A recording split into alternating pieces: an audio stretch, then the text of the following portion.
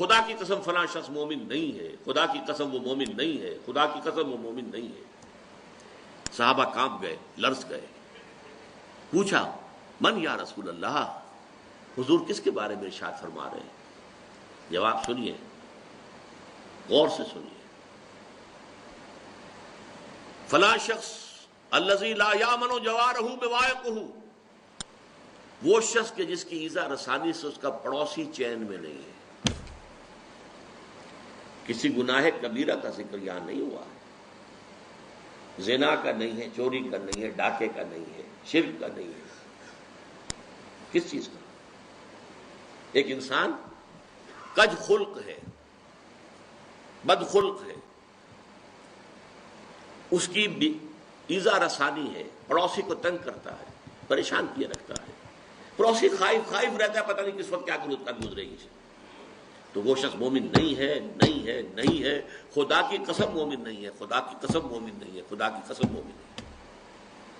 ایک اور حدیث کہ جس کو حضور ہر خطبے میں دہراتے تھے، حضرت انس رضی اللہ تعالی عنہ جو طویل عرصے تک 9-10 برس تک حضور کے ذاتی خادم رہے،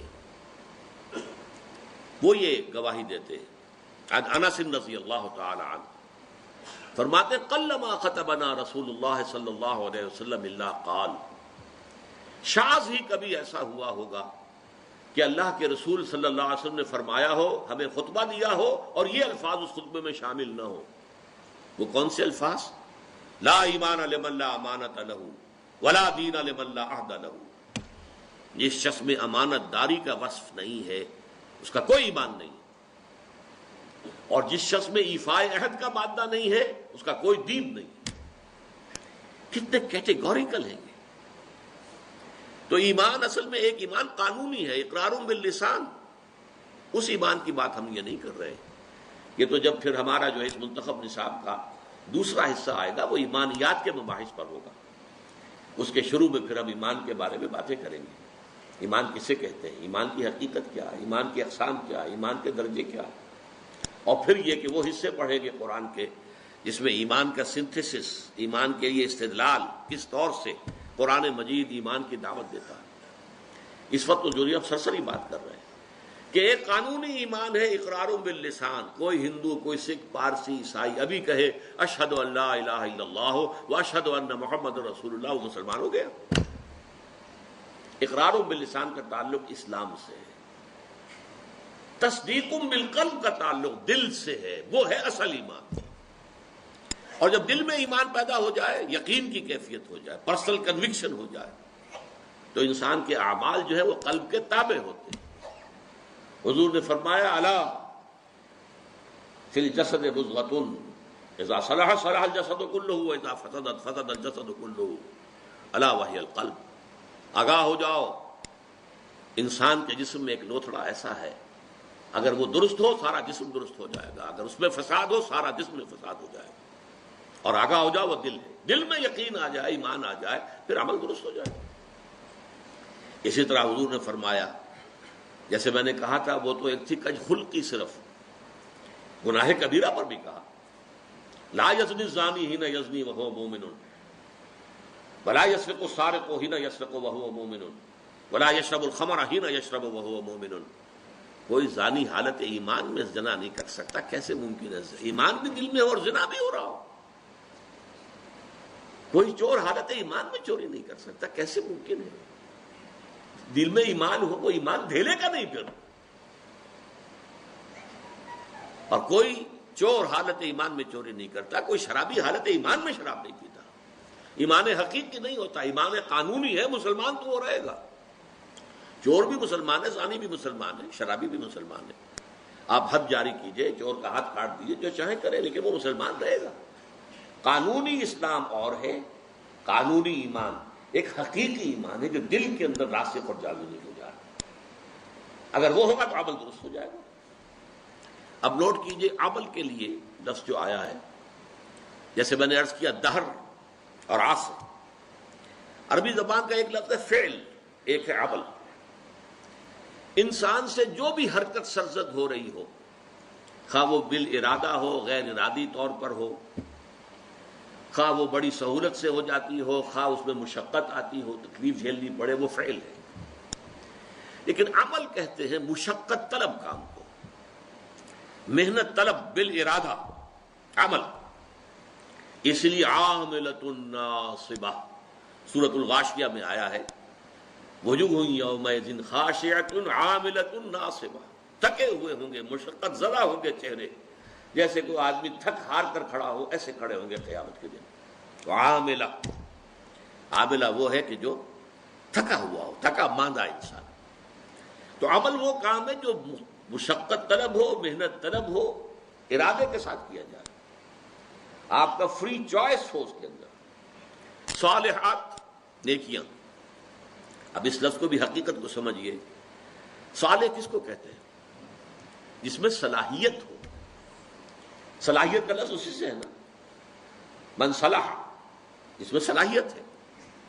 صلاحیت ہے تو اس کو پروان چڑھا سکتے ہیں۔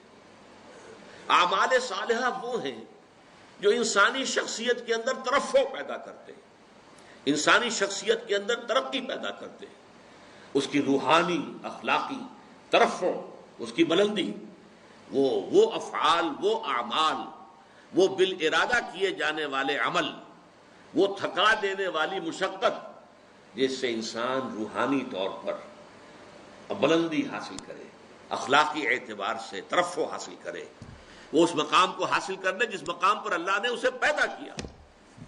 لقد خلقنا الانسان فی احسن تقویم، انسان کو تو ہم نے بہترین ساخت پر پیدا کیا تھا، بہت اونچے مقام پر پیدا کیا تھا، مسجود ملائک بنایا تھا، تمام فرشتوں کو اس کے سامنے جھکا دیا تھا۔